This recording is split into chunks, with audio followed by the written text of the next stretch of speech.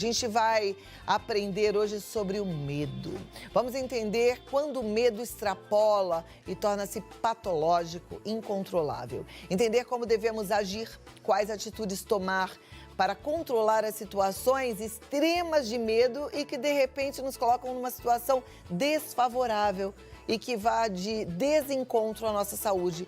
Aliás, o medo em excesso pode provocar doença. Para isso, eu converso via Skype com o médico psiquiatra, neurocientista e pesquisador no estudo da inteligência humana. Ele é desenvolvedor do Instituto Programa de Alto Rendimento Cognitivo, Centro de Referência da Inteligência Humana e escritor dos livros Há uma Luz no Início do Túnel e A Fórmula Desenvolvendo Cérebros Extraordinários. Dr. Pablo Vinícius.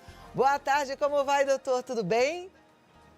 Boa tarde, Cláudia. Novamente um prazer estar aqui falando contigo, falando com seu público. Sempre muito bom, sempre muito carinhosos comigo. E muito obrigado de novo de estar aqui com vocês. É uma alegria nossa também. Muito obrigada mais uma vez pelo seu tempo e disponibilidade. A gente hoje escolheu esse tema, medo, né, para pensar sobre ele, para refletir e, mais do que tudo, aprender contigo sobre quando o medo vira patológico e os riscos que ele pode trazer se for extrapolado para a nossa saúde. Vamos lá? Exatamente, Cláudia. A primeira coisa que e eu falo muito para as pessoas em relação a medo, e hoje a gente vive uma pandemia de medo, eu acho que a pandemia do vírus trouxe uma pandemia de medos. Medo do amanhã, medo se eu vou continuar com o meu emprego ou não, medo se eu vou pegar o vírus, medo se meu pai, que é idoso, vai pegar o vírus. Então, são medos reais que nós estamos vivendo. Então, a pandemia do medo, com certeza, ela é muito maior do que a pandemia do próprio vírus. E nós, da saúde mental, e eu como psiquiatra, me preocupo muito de vir por aí uma pandemia do pânico. Porque nós vamos ver aqui que o pânico nada mais é do que uma exacerbação de vários medos. Então, para uma pessoa ter pânico, é porque, na verdade, antes disso, ela já desenvolveu várias inseguranças, vários medos, e aquilo evoluiu de uma tal forma que se tornou patológico. Então, eu poderia dizer que há uma progressão dos sentimentos, dos afetos. Há uma insegurança, todos nós temos nossas inseguranças. A insegurança gera ansiedade. E a conjugação verbal seria assim, da insegurança. Será que eu vou? Então alguém te chama para uma fazenda e aí você se questiona. Será que eu vou? Você só está inseguro. Pode ter uma cobra, pode ter um bicho. Isso gera uma certa ansiedade até você decidir. Porém, se você tem medo, você fala assim, acho que não vou. Já é uma convicção maior. Não vou porque tenho medo de cobra. Já gera um receio. E o pânico é quando você simplesmente imagina a cobra no local e já começa a ter sintomas físicos. O pânico leva você a evitar situações. Então, a insegurança gera ansiedade, o medo normal gera o receio e o pânico gera a evitação. Você não faz nada porque você está com pânico. Você está paralisado.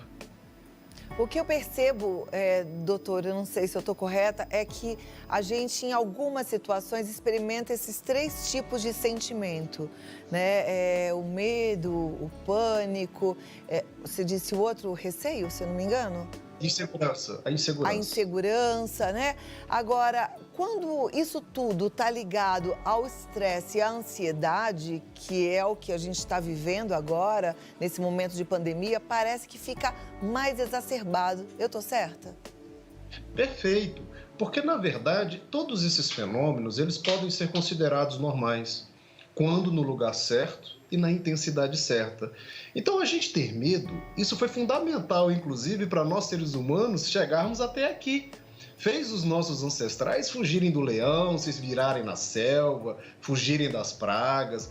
Então, o medo, ele é uma reação absolutamente normal no ser humano. Então, na verdade, nós temos uma área no cérebro, um circuito, que todas as vezes que a gente está no iminente perigo, ele dispara. Ele dispara para nos preparar para aquele perigo, se eu vou enfrentar ou se eu vou fugir. Resolvido o perigo, eu relaxo, aquele circuito para de funcionar. O que acontece com a sociedade contemporânea, com o homem moderno? Nós estamos vivendo em constante e iminentes perigos há 24 horas.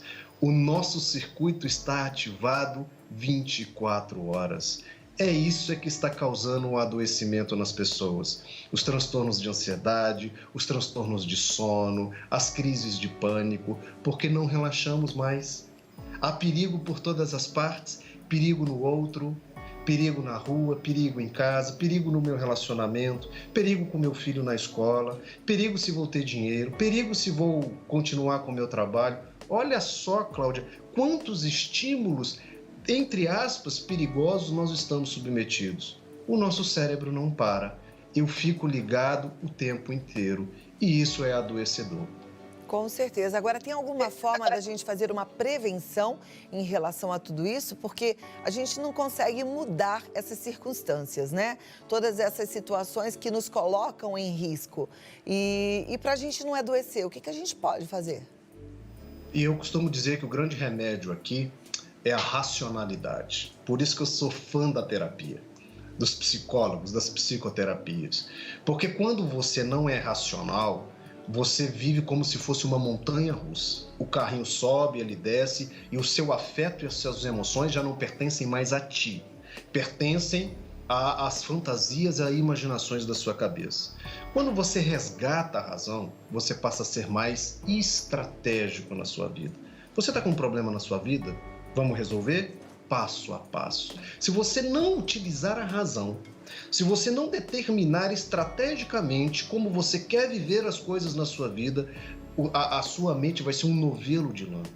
E isso gera muita angústia, porque você não sabe nem como começar.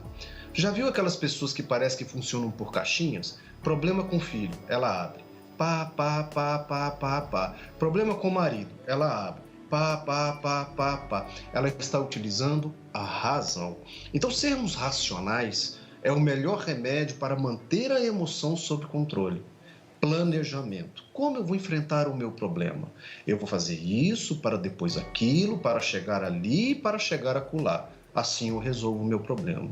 Se você não faz isso, você vai ser dominado pelas angústias, pelo medo, e aí vai vir um pânico. E aí você está paralisada.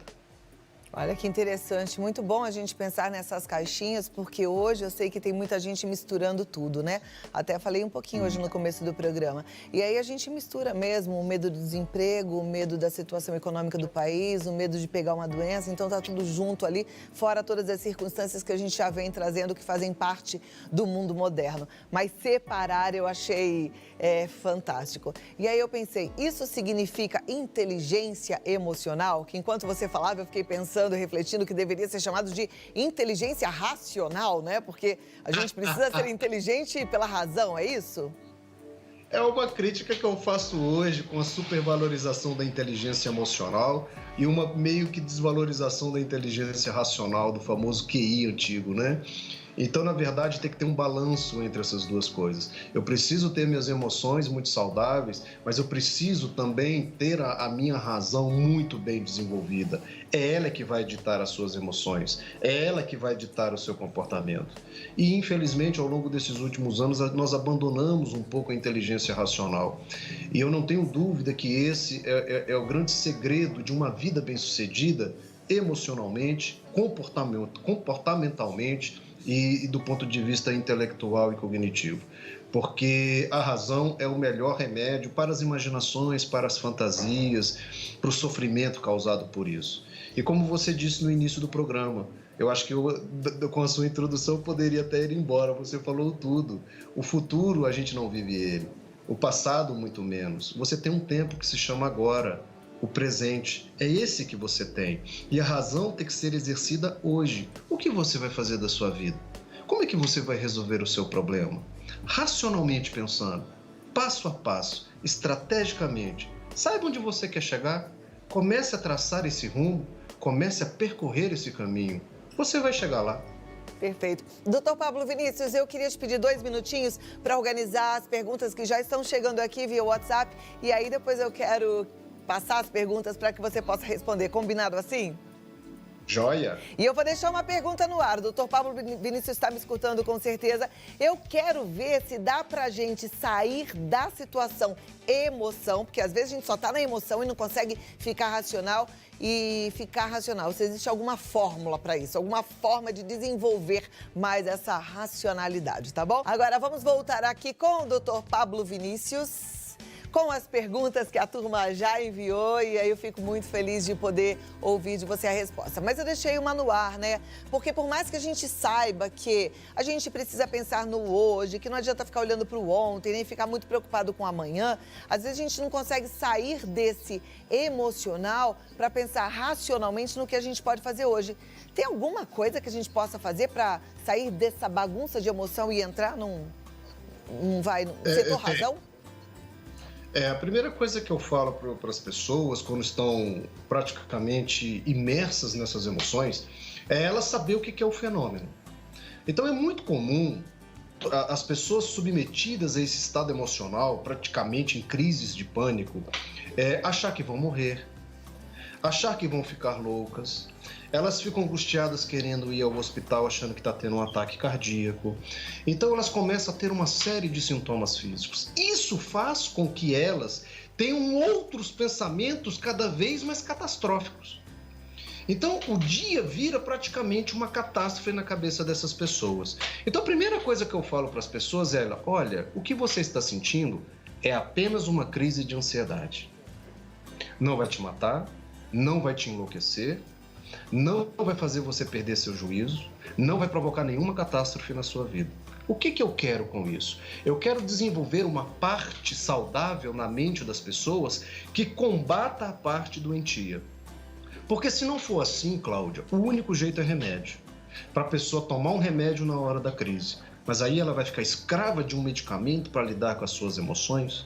Então a melhor forma é a mente combatendo a mente doentia.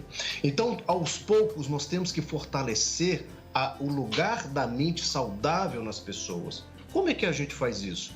Quando você começar a ter um sintoma desse, achando que você vai morrer, imediatamente você fala assim: o doutor Pablo me falou que isso não me mata, isso não vai me enlouquecer, e mais, ele me ensinou que isso vai passar. É só eu respirar fundo, controlar essa minha respiração que vai passar. Passou. Sabe o que acontece? A partir do primeiro momento que essa pessoa vive isso, ela se torna tão segura, ela aprende que pode controlar, ninguém mais segura ela. Aí ela começa a desenvolver uma capacidade racional que ela consegue domar as emoções. Pode ter problemas graves, pode ter uma dificuldade imensa, mas ela se sente no controle, porque ela começou a desenvolver esses pensamentos saudáveis. Então não se deixe levar, não se deixe dominar pelo lado patológico, doentio da nossa mente. Todos nós temos, você não é a única. As pessoas que vivem bem são aquelas pessoas que conseguem controlar essa partinha da nossa cabeça. Muito bem, muito obrigada pela resposta. A próxima pergunta vai na tela, a gente vai acompanhar agora. Vamos lá. Boa tarde, gostaria de saber o que fazer para perder o medo de dirigir. Obrigada. Esse é um medo frequente, Pablo. Muito. Então você vê, esse medo já está quase virando um pânico de dirigir, na medida em que está impossibilitando ela ir lá de dirigir. Uma coisa é, eu não gosto muito de dirigir, mas vou lá e dirijo quando for preciso. Outra coisa é quando aquilo me afasta do objeto em si. Então ela realmente já tem um medo patológico, um quadro fóbico de dirigir. Meu anjo, a melhor forma de você fazer isso, às vezes você vai precisar sim de um tratamento psiquiátrico, de uma medicação para controlar a sua ansiedade, ao ato de dirigir, mas, sobretudo, é um tratamento psicoterápico. Existe uma corrente das terapias que trabalham as fobias. O psicólogo vai saber conduzir você um passo a passo para você perder esse medo do dirigir. Não é da noite para o dia. Não adianta eu falar aqui para você: seja forte, acorde amanhã, bote na sua cabeça que você não tem medo, entra no carro e dirija. Não é assim, não faça isso. Não são assim que funciona as fobias na nossa cabeça. Você precisa de um passo a passo, vencendo a cada dia um pedacinho para você se livrar disso. Mas é possível. Muito bem. Próxima pergunta, vamos acompanhar então na tela. Muitas amigas estão com medo de sair de casa, tá escrito cada, né? Casa, por causa do vírus. Quando saber o ponto desse pânico ser tratado com remédio? Ela quer saber até que ponto, né? Dá para segurar isso? Ou quando tem que entrar com medicamento? Quando o medo, ele vira irracional. Por isso a questão da razão aqui é importante. Eu vou dar um exemplo. Ter medo de sair de casa e pegar o coronavírus, normal. Todos nós temos que ter. Inclusive, esse medo é protetor. Inclusive, esse medo está protegendo a nossa espécie. Então, ele é fisiológico. Agora, você precisa sair de casa para ir no mercado, ir à farmácia e comprar alguma coisa extremamente necessária. Você não consegue pedir, você não consegue dar um jeito. É só você que precisa resolver aquilo. Alguém está passando mal, você precisa sair de casa. Se você travar, se você não conseguir sair de casa nem na última necessidade que você tem, provavelmente você já está tendo esse bloqueio.